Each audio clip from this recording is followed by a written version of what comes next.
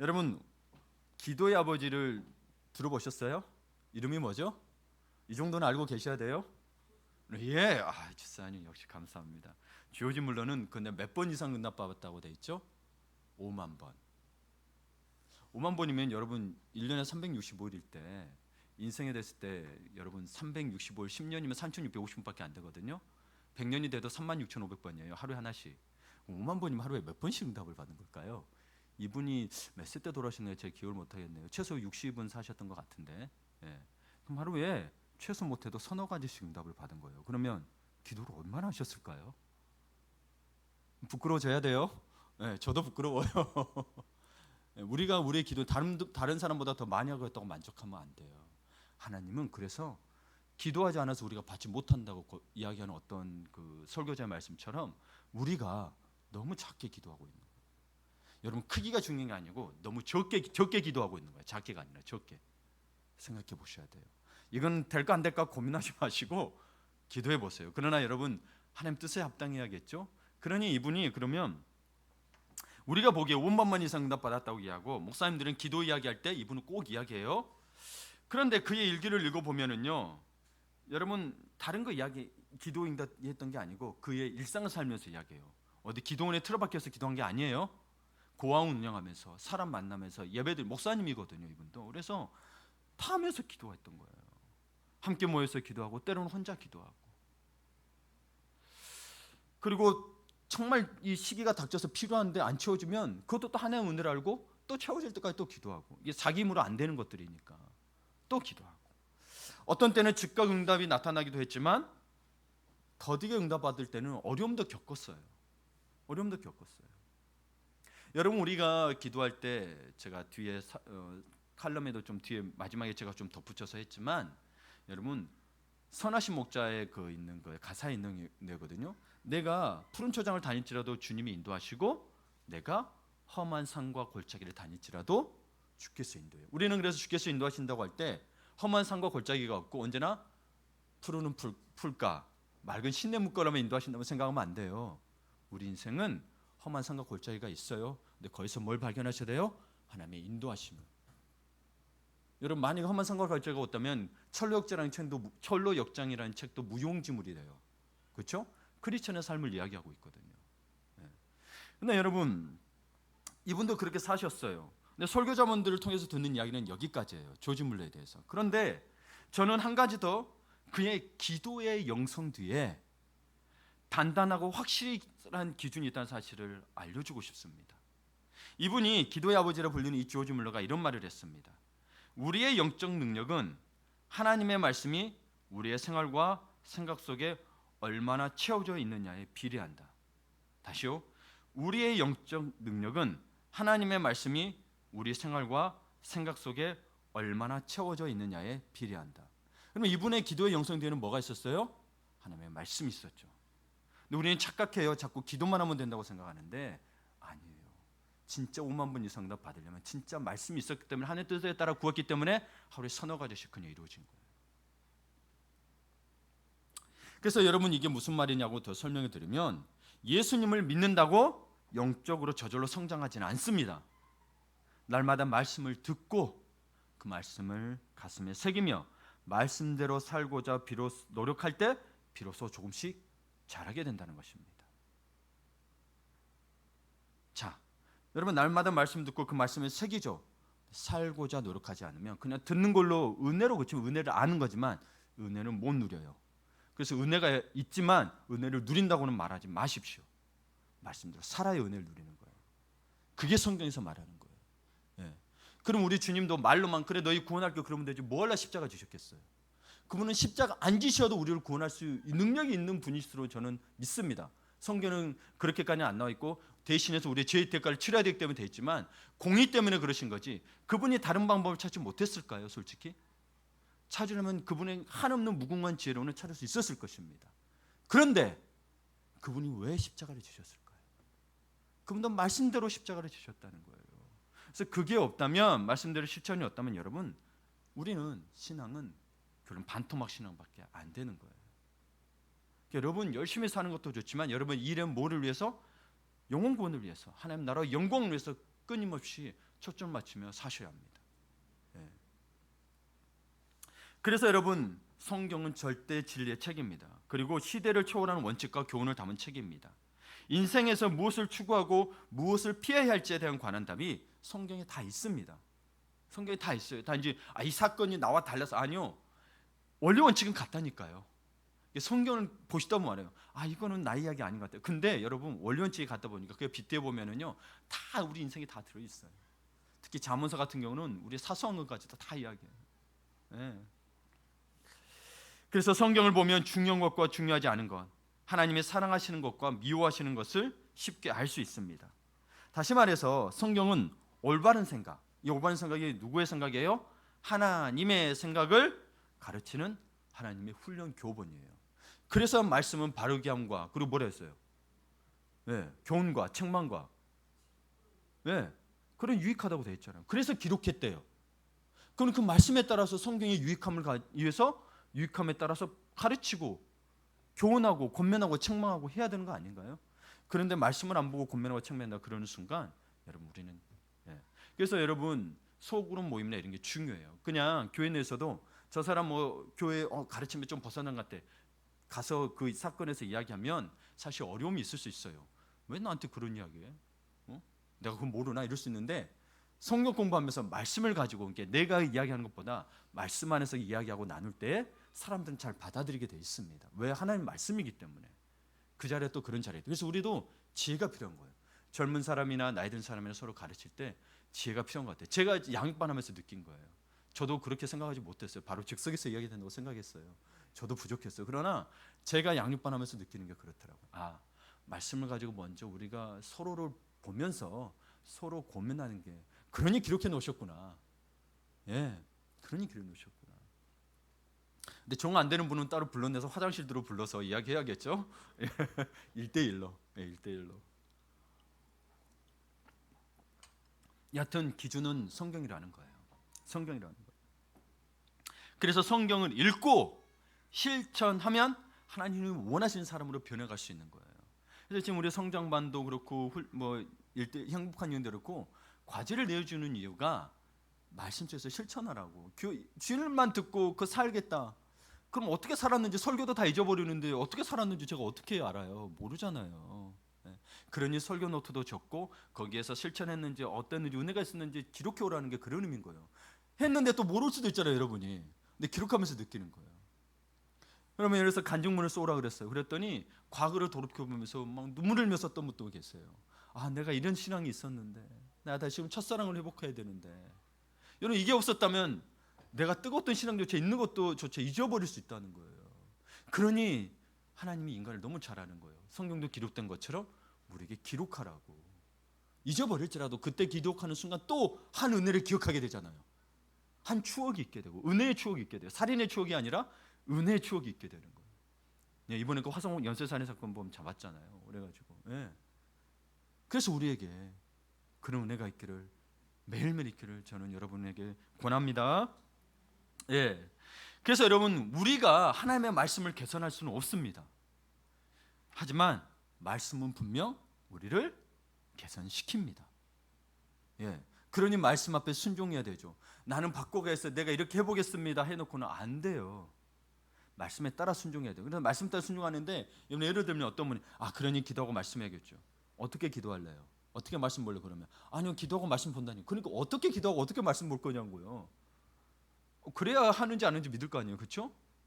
그러는 거예요. 그래서 여러분 이 부분에 삶에 실천할 수 있도록 저는 여러분의 끊임없이 질문을 던지는 거예요. 저도 질문하기 쉽지 않습니다. 질문 쉽지 않아요. 죄송하기도 하고 저는 뭐가 잘났다고 그렇죠? 그래도 목사님 좀 이해를 바래요. 목사이니까 여러분 충분히 이해하고 계시는데 여하튼 그렇습니다. 그래서 성경은 우리의 죄를 억제할 능력이 있다는 거죠. 내가 참아야지 하다 보면 내가 참아야 된대요. 내가 인내해야 된대요.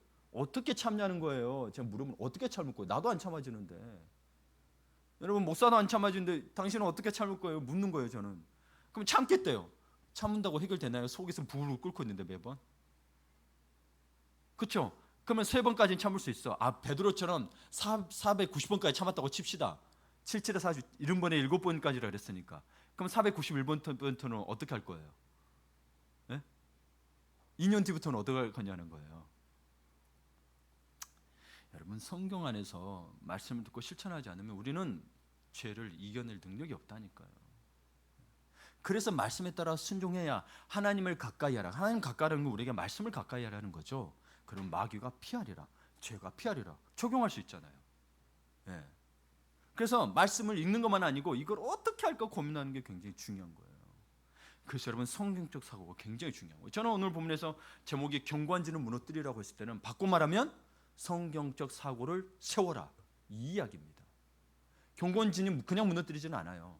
성경적 사고 세우지 않으면 나는 세상적으로 생각 안 했지만 근데 세상적 사고로 무너뜨렸나요? 아니죠. 아무 생각도 안 하고 있으면 훅 또 들어오는 거예요. 또 들어오는 거예요. 예.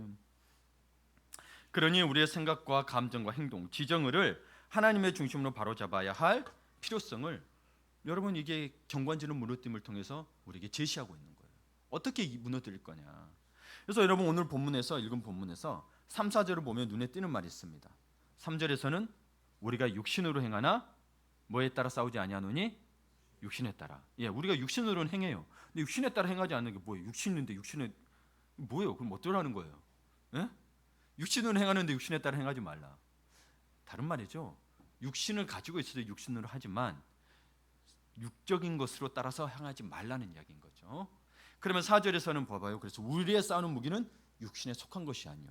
우리는 육신을 행하지만 우리가 싸우는 무기는 육신에 속한 것이 아니라고 이야기하고 있는 겁니다. 그래서 이 말씀의 배경에는 사실 이 고린도후서를 쓰면서 말씀의 배경에는 바울을 힘들게 하는 사람들이 있었습니다. 바울 자체를 힘들게 하는 것일 수 있겠지만 사실 바울 자체를 힘들게 하는 그 내면에는 사실 복음에 대한 공격이었습니다. 예수 그리스도의 십자가의 은혜, 예수 그리스도의 십자가의 부활, 예수 그리스도가 하나님의 아들 되심을 공격하고 있었어요. 이 복음에 대해서 공격하고 있어요. 단순히 바울만 힘들게 한 게 아니에요. 바울이 뭘 전했어요? 복음을 전했죠. 그러니 복음 내에서 공격하니 바울이 힘들었죠. 여러분, 솔직히 교회 다니면서 힘들지 않다, 그럼 여러분 사실 복음을 안 전하고 있는 거예요. 안 전하고 있는 거예요. 사실 여러분 인생 편하다, 그냥 얘 때문에 힘들고 가정에서 힘들다, 그럼 복음 안 전하고 있는 거예요. 여러분, 가정에서 힘든 것보다 더 힘든 게 복음 전하는 거예요. 해보세요. 그러면 깨어서 복음을 전파하십시오. 여러분, 일 때문에만 힘들다, 그럼 복음 안 전하고 있는 거예요. 여러분, 복음 전하는 사람은 계속 자기 일보다도 그 사람에 대한 생각만 해요. 아, 내가 어떻게 전해야 될까? 저 사람 전하고 싶은데 어떻게 교회 나오겠까? 이 고민하고 있는 거예요. 그러면 이야기가 그 이야기만 나와요. 한번 우리의 삶을 돌이켜 봅시다. 예, 바울의 비교해서 볼 때. 예. 그런데 이 바울을 힘들게 하는 이 공격에는 여러 가지가 있습니다. 사상도 있습니다. 영지주의, 율법주의, 철학.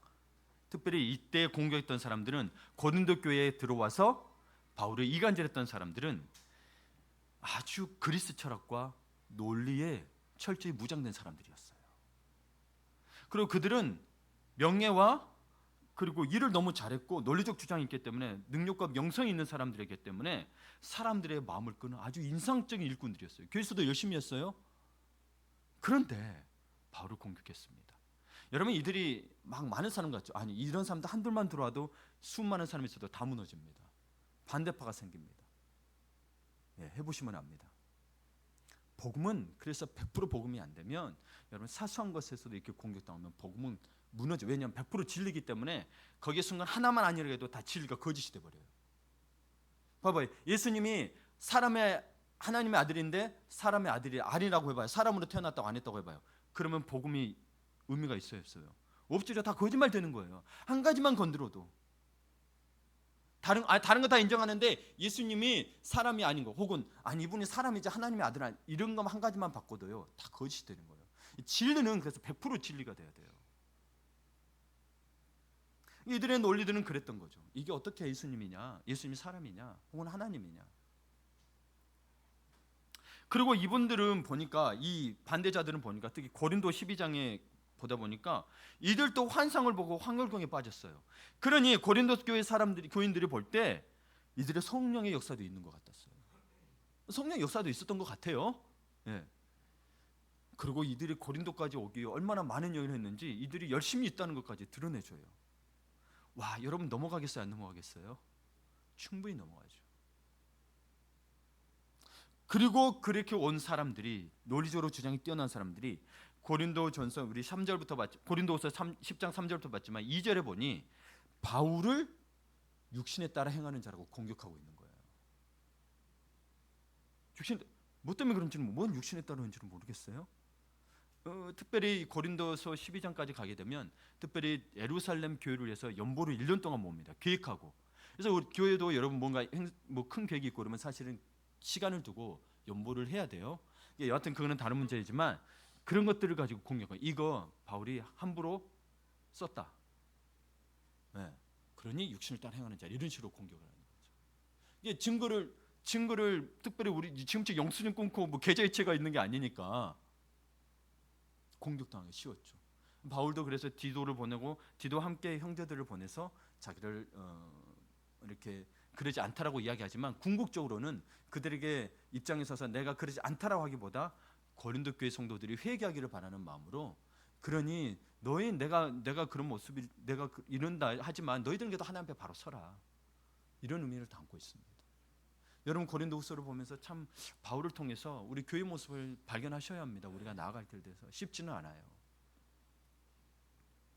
그래서 여러분 이 바울의 이 고린도후서 10장 2절에서 올 때 바울이 육신에 따라 행한다고 했을 때 이 사건을 통해서 우리는 영적 분별력의 기준의 필요성을 절감해야 합니다. 영적 기준의 필요성은 여러분 소위 반대했던 자들 보셨죠? 똑똑하고요, 명성과 능력이 있고요, 능력도 행했어요. 환상도 봤어요. 여러분 환상 본다고 해서 넘어가지 마세요. 네. 바울은 그래서 고린도서 12장에 이야기해요. 무익하나마, 자기 환상에 대해서 무익하대요. 계시까지 받았어요. 셋째 하늘까지 갔다 왔는데 자기는 무익하나마, 부득불 이야기하는 건 이 사람들이 환상과 자기들의 황홀경을 자랑하니까 자기는 오히려 자랑할 게 아니라고 이야기하고 있죠. 그럼 자꾸 이런 게 미혹되면은 진리를 못 봐요. 네. 그래서 첫 번째로 영적 분별력의 기준은 성경입니다. 명성이 있다고, 능력과 은사가 있다고 해서 무조건 믿으면 안 된다는 것입니다. 그들의 명성 뒤에 그들의 능력과 은사의 바탕이 하나님의 말씀에서 출발하고 있는가를 보아야 하는 거예요. 그래서 이 말은 하나님의 말씀을 잘 알지 못하면 눈에 보이는 것만 믿고 보고 믿게 된다는 거예요. 여러분 이런 사람들이 얼마나 사기꾼이 많은데요. 사기꾼들은요 막 100억씩 막 200억씩 사기친 사람들은요 2년 3년씩 공들여요. 철저히 계획을 짜요. 팀만 들어가지고. 뉴스에 못 봐서 신문 같은 거 보면 막 100억 사기치는 사람들이 있어요. 그리고 꿀꺽하고 감옥 한번 갔다 오면은 그걸 자기가 쓰는 거예요. 와, 놀랍더라고. 그래서 눈에 보는 것만 보고 믿게 되지 마시고요. 그래서 3절과 4절을 통해 바울은 말합니다. 세상 사람이 싸우는 무기는 육신이다. 근데 그 싸우는 무기가 육신이라 하면 육신이 뭐냐? 혈기, 그리고 나라로 따지면 군사력, 또 힘, 돈, 말, 바울의 대적자로 볼 때 말, 언변, 논리, 이런 것들이 무기가 되어서 결국은 이게 하나님만 해서 귀하게 사는 거면 좋은데 결국에는 어떻게 되냐면 상대방을 찌르거나 굴복시키려 한다는 거예요. 그래서 육신에 속했다고 하는 거예요. 육신으로 행하나 육신에 따라 싸우지 않는다는 게 그 말인 거예요. 여러분 우리 가운데 성정이 좀 급한 사람도 있고 있어요. 근데 이게 혈기로 되게 돼서 다른 사람을 찌르면 육신이 무기가 된 거죠. 군사력도 마찬가지예요. 다른 사람을 굴복하기 위해서. 그래서 제국주의가 그래서 문제가 된다고 하는 거예요. 예. 그래서 나찐이 일본 국기 그런 거. 네. 이런 것도 그러니 우리가 전범기라 그러죠. 이런 것들 조심하라고 이야기하는 거예요. 함부로 하지 마라. 예. 그러나 여러분 그럼 우리가 말도 없고 돈도 필요한데, 근데 이게 사람을 찌르거나 굴복시키려 한다면 우리가 육신으로 행하지만 육신에 따라 행하는 자가 되는 거예요. 생각해 보세요. 예. 하나님이 주신 것들이죠, 우리 가운데. 그러나 하나님을 영광과 나라를 위해서가 안 되면 뭐가 되는 거예요? 사단의 무기가 되는 거죠. 여러분 교회 다니는 사람 중에도 세 부류가 있습니다. 하나님 말씀은 듣는 둥 마는 둥 그냥 세상에 속해서 사는 육적인 사람, 하나님 말씀은 듣는데 실천이 안 되는 사람, 하나님의 말씀을 듣고 실천하는 사람. 예. 이 실천하는 사람에는 이것도 포함돼요. 실천하려고 발버둥 치는 사람도 포함이 돼요. 예. 툴리안 차비진 목사님이라고 이분이 빌리 그레엄 목사님의 손자예요. 예, 잘생겼어요. 사진 보면. 하여튼 그분의 일화 중에 하나가 제가 이 책에서 보다가 나왔는데, 이분이 그 변호사 친구가 있어요. 한 번은 변호사인 친구에게서 기독교계의 저명한 인사 두 사람이 재산권 다툼으로 서로 소송을 벌였다는 이야기를 듣게 됐어요. 기독교의 저명한 인사들이에요. 그 이 두 사람은 그 차비진 목사님에게 중재를 부탁하겠습니다. 차비진 그러니까 꼭 한국 목사님 같죠? 예, 빌리 그레엄 목사님의 손자예요. 예. 중재를 부탁했습니다. 하지만 목사님의 친구는 합의가 불가능해 보인다고 말했습니다. 진짜 문제는 커뮤니케이션 부족 때문에 생긴 오해였는데, 그 오해를 풀어주기 위해서 이 변호사 친구가 자리를 마련하려고 했지만 두 사람은 한사코 만나기를 거부했답니다. 그래서 차비진 목사님이 친구에게 물었답니다. 이 두 리더들이 그 믿음의 형제끼리 소송하지 말라는 성경의 가르침에 대해서 뭐라고 대답하던가요? 물어봤냐고 물어보고 그렇게 대답하던가 이렇게 물어봤어요. 그러자 변호사 친구는 씁쓸한 표정을 지으며 이야기했습니다. 그들은 성경은 안중에도 없는 것 같네. 그러면서 이런 일이 크리스천들 사이에서 비일비재하답니다. 우리도 그렇죠? 우리 분노가 솟구치고 화가 나면 하나님 말씀 뒷전되죠. 하나님 말씀 떠올라요. 그런데 꾹 눌러버리죠. 화를 누르는 게 아니고 하나님 말씀 눌려버리죠. 제가 그래서 그래요. 그래서 제가 이렇게 그러니까 너무 잘 알고 이야기를 하는 거예요. 예. 여러분, 우리 인간의 모습이 그런 것 같아요. 그래서 여러분, 이것을 합리화시키는 게 아니에요. 우리가 성경을 안중에 안 두고 있다는 우리의 교만함을 회개해야 된다는 거예요. 그래서 그 변호사 친구는 마지막에 이런 말을 덧붙였습니다. 성경은 완전히 무시를 당하고 있다네. 성경이 완전히 무시당하고 있다. 이 이야기를 들으면서 세상이 하나님을 푸대접하는 것보다 교회가, 성도가 하나님을 우습게 보는 것이 훨씬 더 심각한 문제라는 것을 생각이 들었습니다. 결국 하나님의 적이 세상인 줄 알았더니 다름 아닌 우리였다는 거죠. 목사님이 설교가 안 좋아서, 성도들이 어때서. 성경은 그러나 원수를 사랑하라고 되어 있는데 우리는 성경에 완중도 없죠. 성경을 책꽂이 귀퉁이에 버려둔 크리스찬들은 세상을 변화시킬 능력이 없습니다. 왜 그럴까요? 그들의 기준이 성경의 기준이 아니라 세상의 기준과 전혀 다르지 않기 때문입니다. 예.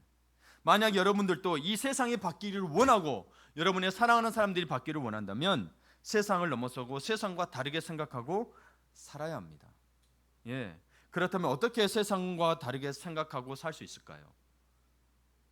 오직 계시된 진리인 성경 안에 그 해답이 있습니다. 여러분 기지개 한번 펴세요. 예. 좀 기지개 쭉 펴시고, 예. 어깨가 좀 뭉쳐 있으면 자꾸 눈이 감길 수도 있어요. 예. 예. 이 시간에 일주일에 말씀 안 듣다가 들으려니 힘이 들죠, 그렇죠? 예. 또 피곤하시고 또 주일이라고 기도하면서 잠자는 분도 계실 거예요. 목사님 말씀 기대하면서, 예, 은혜입니다. 예. 그래서 두 번째로 영적으로 가장 강력한 무기는 성경입니다. 가장 강력한 무기는 성경이에요. 물론 기도도 있습니다. 그러나 가장 강력한 무기를 뿌려나면 성경이에요. 기도하라는 말도 성경에 있기 때문에 기도하는 거예요. 만약에 성경에 예수님이 기도하란 말, 혹은 예수님이 기도하지 않았다거나 혹은 예수님이 주기도문을 가르치지 않았고, 그러면 우리가 기도할 필요 없어요. 예수님 닮으면 되니까. 그렇죠? 성경에 있기 때문에. 그래서 4절을 봅니다. 우리의 싸우는 무기는 육신에 속한 것이 아니요 오직 어떤 견고한, 우리 같이 읽을게요. 시작. 우리의 싸우는 무기는 육신에 속한 것이 아니요 오직 어떤 견고한 진이라도 무너뜨리는 하나님의 능력이라 모든 이론을 무너뜨리며. 예, 아멘. 지금 바울의 대적자들은 그리스 철학과 논리로 무장된 사람이었어요. 그런 사람들이 바울을 공격하고 있어요. 그런데 바울을 제외하고는 성경을 보다 보니 고린도 교인들은 아무런 반론을 제기하지 못하고 있는 것 같더라고요. 예. 그렇죠? 다른 고린도 교인들이 이거에 대해서 반론을 제기하거나 싸웠단 말이 없어요. 스데반처럼 그렇게 하다가 돌에 맞아 죽었다는 이야기도 없어요. 예. 여러분, 그렇다면 이 시대를 살아가는 우리는 어떻습니까? 하늘빛 교회 성도들은 어떻습니까? 왜 반론을 제기하지 못할까요? 성경의 저자들은, 특히 이 시대를 볼 때 성경의 저자들은 지금과 같은 우리와 같은 특이한 상황을 경험하지 못해서 그러잖아 라고 많이 이야기합니다. 지금이 어느 시대인데 그때는 과학의 발달도 없었고 그때는 스마트폰도 없었어. 그러니 수많은 첨단 장비가 있는 이 시대는 성경의 이야기는 지금 우리에게 지금 아무런 우리 문제 해결책에 도움이 되지 않는다라고 이야기합니다. 여러분도 그런 마음이 있습니까? 말은 안 하지만 그런 분들이 있어요. 말은 안 하지만 이 상황이 나하고 안 맞아. 그 시대는 과학도 없고 뭐 총도 없고 그런 시대인데 하나님이 아셔? 이건 너무 나하고 달라 이런 생각 안 드세요? 그러다 보니 구약은 아예 무시하는 거 있는 분들도 계세요. 예, 구약은 다 옛날에 벌어진 일이잖아. 우리는 지금 막 뜨거운 물에 요리해 먹고 돈 주고 사 먹고 자동차도 있는데 그때는 걸어 다니고 광야 이야기가 나한테 타당하기나 해? 이럴 수 있단 말이에요. 그렇죠? 위험합니다. 그래서 아무 능력이 안 늘어나는 거예요. 이게 세상의 사람의 사고와 그리스도인이 할지라도 생각이 똑같은 거예요. 안 바뀌어요. 예. 여러분, 이 시대의 성경이 맞지 않는다는 생각에 깊이 빠져 있는 그리스도인이 참 많아요. 이야기하다 보면 알아요. 겉으로는 몰라요. 예. 그래서 이거를 어떻게 표현하냐면 어떤 그 성경학자는 이렇게 표현합니다. 성경의 완전성은 믿되 성경의 충분성 앞에서는 고개를 갸웃거린다. 무슨 말일까요? 이게 성경은 완전해요. 하나님 말씀과 완전하다고 믿지만 지금 이 시대는 아무런 적용이 되지 않기 때문에 충분성에 대해서는 부족하다고 이야기하고 있죠. 완전해요. 근데 옛날에 그 시대는 완전했다는 거예요. 그럼 완전하다. 근데 나한테는 지금 충분하지 않다는 거죠. 여러분은 어떠세요? 그런가요? 그럼 제가 여기서 설교하는 게 무익하겠죠? 예, 저는 옛날 이야기하고 있으니까. 근데 옛날 이야기 같아요? 제가 이야기하는 게 지금 시대 이야기하는 것 같아요? 다 지금 것에 적용이 되죠. 그래서 여러분, 성경이 정말로 시대를 초월하는 하나님의 말씀임을 믿으십니까? 아멘. 시대를 초월하는 하나님의 말씀인 거예요. 그래서 여러분, 다시 한번 저는 그 16세기의 그 종교 개혁자였던 마르틴 루터의 마음을 한번 가져보려고 합니다. 교회마다 그때가 되면 11월에 되면 종교 개혁 이때 있었다. 그리고 작년에가 종교 개혁 몇 주년이었죠? 500주년이었죠. 그래서 그 교회마다 크게 좀 행사를 많이 했어요. 재작년인 것 같아요. 재작년에. 예. 오직 성경. 그래서 마르틴 루터가 했던 유명한 그 5가지 라틴어 문구가 있죠. 오직 성경, 솔라 스크립투라. 그리고 오직 믿음, 솔라 피데. 그리고 오직 은혜, 솔라 그라티아. 그리고 오직 그리스도, 솔로스 크리스투스. 그리고 오직 하나님께 영광, 솔리 데오 글로리아. 근데 여기에서 여러분 보시면 알겠지만 첫 번째 모토를 뭐로 했죠? 오직 성경으로 하고 있다는 거죠. 이 학자들은 그리고 이분들은 뭔가 발표를 할 때 순서에 중요합니다. 공적으로 발표할 때는 여러분 순서가 중요해요. 그래서 우리도 이야기할 때 보면 여러 개 이야기하다 보면 먼저 어른들부터 이야기하는 거예요. 공적인 자리, 어른들의 자리에서는 나이 적은 사람부터 이야기 안 해요. 나이 든 사람부터 이야기하는 그런 의미가 있는 거예요. 순서가 중요해요. 그러면 이 공적인 게 고백했다고 오직 성경은 라고 이야기했던 것은 나머지 4가지 모토의 기초가 된다는 이야기인 거죠. 그리스도의 완성된 사역 안에서 오직 믿음을 통해 오직 은혜로 구원을 받고 따라서 모든 영광을 하나님께 돌려야 한다는 것은 진리입니다. 그렇다면 이 진리를 어디에서 발견할 수 있다는 거죠? 성경에서. 만약에 성경이 없다면, 기록되지 않았다면 그냥 유대인들만 모세오경 믿고 있고 우리는 어디 증거가 있냐는 거예요. 너희들 이야기지.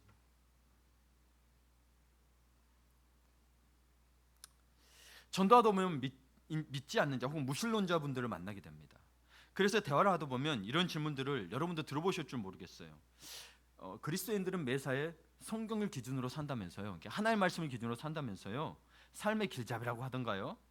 아무튼 도대체 그 구닥다리 책이 뭐라고? 그 난리돼요? 그런 거예요. 그래서 니체 얘기해요. 니체는 신이 죽었다잖아요. 이야기를 꼭 붙여요. 그럼 우리는 이야기하죠. 네, 모든 사람이 어떤 식으로든 삶의 기준을 가지고 있잖아요. 저는 하나님의 말씀을 기준에 따라 인생의 결정을 내립니다. 이렇게 이야기하죠.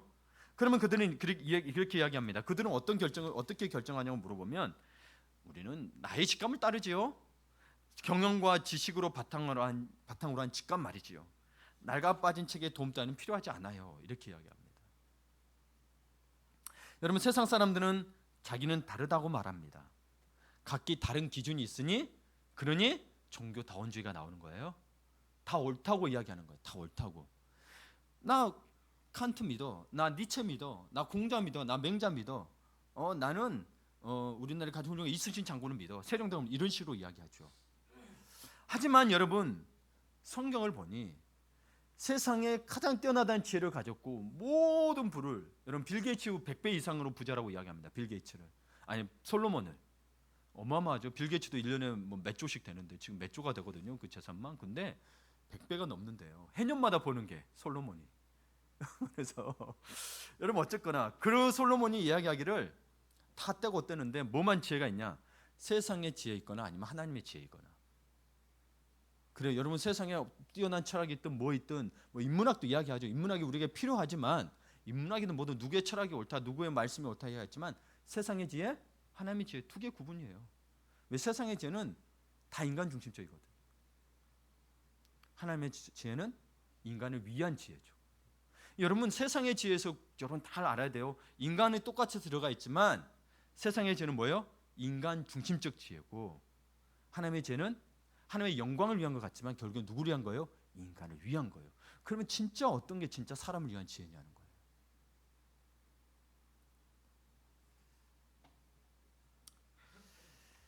그렇다면 하나님의 지혜는 인간을 위한 거란데 그러면 우리 하나님의 지혜는 또 어떤 게일까? 무엇일까? 한번 후반절을 봅니다. 5절 후반전 보면 모든 생각을 사로잡아 그리스도에게 복종하게 하니. 자, 이게 중요한 겁니다. 이게 모든 생각을 사로잡아 그리스도에게 복종하게 한다는 것은 경관진을 파했어요. 파하고 난 다음에 모든 면에서 성경적으로 생각을 해야 그리스도에게 복종이 된다는 거예요. 그래서 우리가 경관진을 무너뜨린다고 했어요. 그것만 무너뜨리면 되는 줄 알죠. 근데 무너뜨리기 위해서는 성경적인 사고가 반드시 들어와야 무너뜨리는 거예요. 여러분 경관진 세상적 사고를 안 할 수는 있어요. 근데 무너뜨리는 못하죠. 그러면 타협해요. 그러면 복음이 더 이상 복음이 못 되게 돼요. 그걸 경고하고 있던 거예요. 그게 교회가 그래서 교회 문화라면 교회가 결국에는 복음을 위해서라고 이야기하지만 교회 문화가 결국은 세상과 타협이 돼서 거기에 본질이 사라져 있어요. 여러분 그렇게 해서 사람은 오지만 그렇게 온 사람들은 결국에는 복음을 못 가르치잖아요. 그냥 교회의 숫자 불리기만 급급해 버리잖아요. 여러분 축복 받아야 되죠. 근데 축복에만 초점을 맞추면 영혼구원은 어떻게 하냐는 거예요. 그게 영혼구원인가요? 세상에서 잘 살고 물질적 복 받는 게 다른 사람보다 100배 물질을 복을 받다고 칩시다. 그게 축복인가요? 성경에서 말하는 축복인가요? 그것도 복이죠. 그걸 복이라고는 이야기하는데 은혜는 아니라니까요. 은혜에 들어가요. 복도 은혜에 들어가지만 그게 은혜의 전부인 것처럼 이야기하지 말라고요. 여러분 예수 그리스도를 만나지 못했으면 여러분이 받은 물질적인 복도 다 여러분 저주가 되는 거예요. 왜? 그것 때문에 예수 믿는 게 방해되니까. 난 이만큼 먹고 잘 사는데 내가 왜 예수를 믿어? 왜 힘들게 믿어? 이렇게 되니까. 그래서 배가 신이 된다고 이야기하잖아요. 세상 사람들이. 배가 신이 된다는 게 물질이 신이 된다고 이야기하는 거예요.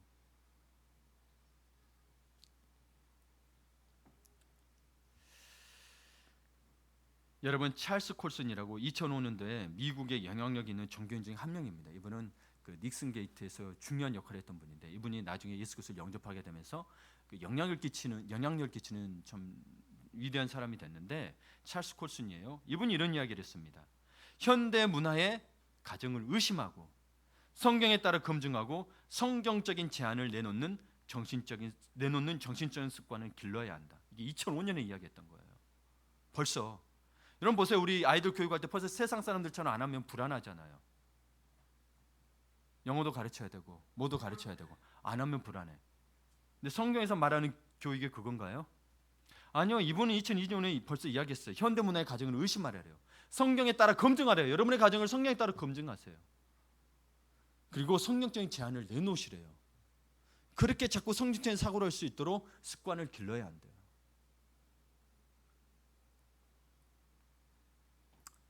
그래서 성경에서 말하는 신앙은 개인적인 영역만을 이야기하지 않습니다. 세상을 살아가는 우리에게 빛과 소금이 되라고 말하죠.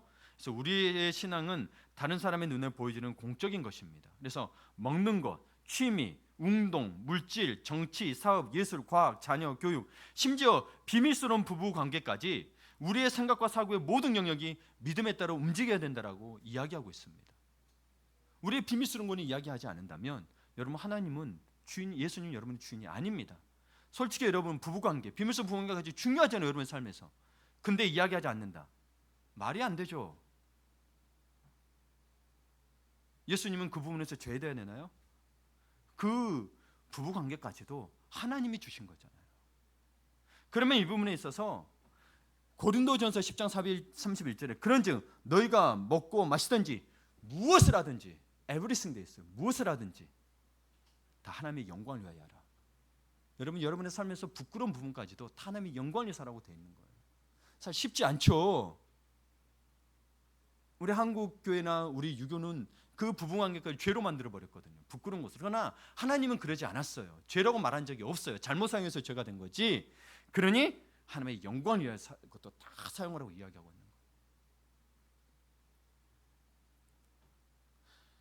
그래서 참된 그리스도인은 주일만이 아니라 매일 모든 면에서 하나님 말씀대로 살아가려고 하는 것입니다. 결론에 말씀드립니다.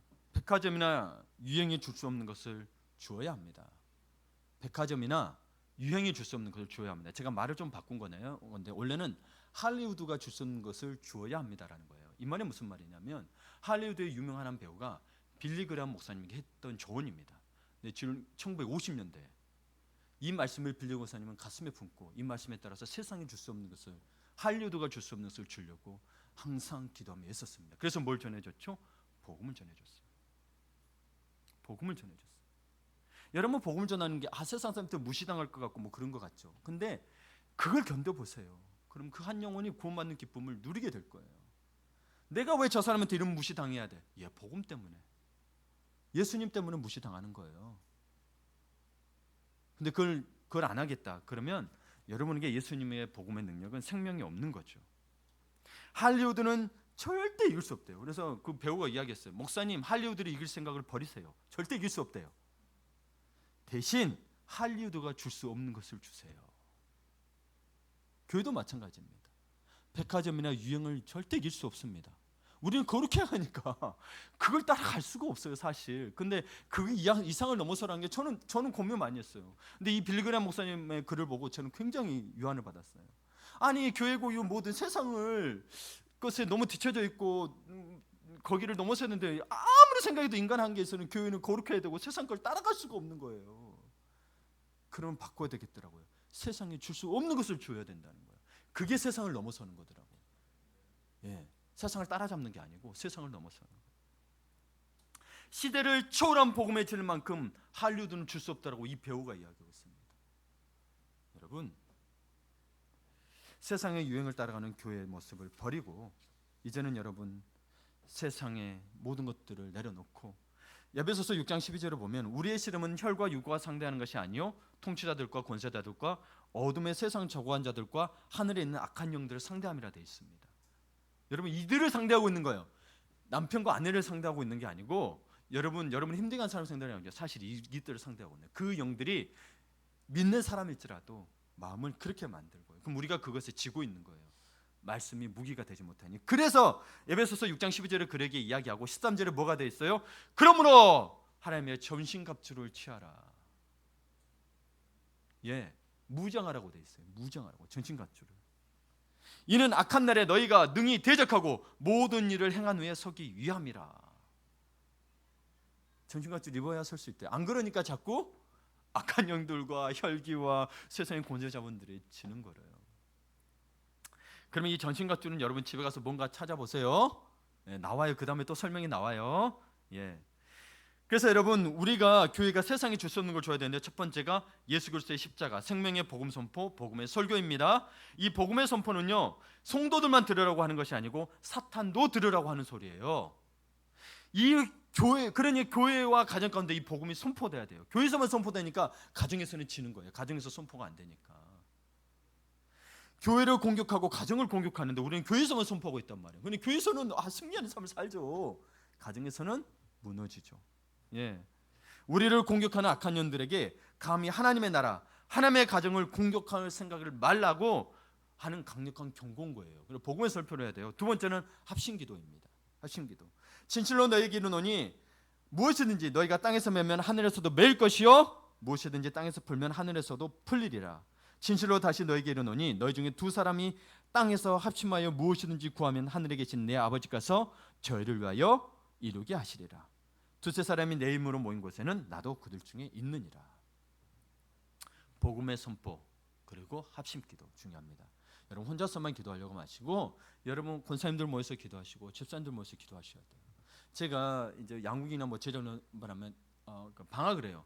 방학 때 여러분 쉬지 마시고 그때는 모여서 기도하셔야 돼요. 교회 와서 그 시간에 와서 기도하셔야 돼요. 아셨죠? 네. 목사님 이야기 안 해도 와서 기도하셔야 돼요. 안 그러면 우리 남자반 쉬어 보니까 이걸 다시 회복까지가 보통 일이 아니에요.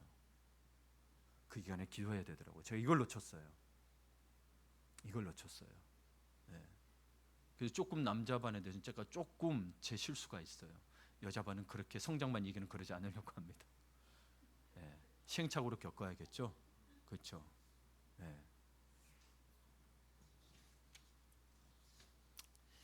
그래서 하나님의 백성은 더 이상 먹는 것이나 입는 것이나 세상적인 것을 몸부림치지 말고 그 나라와 의를 위해서 기도해야 합니다.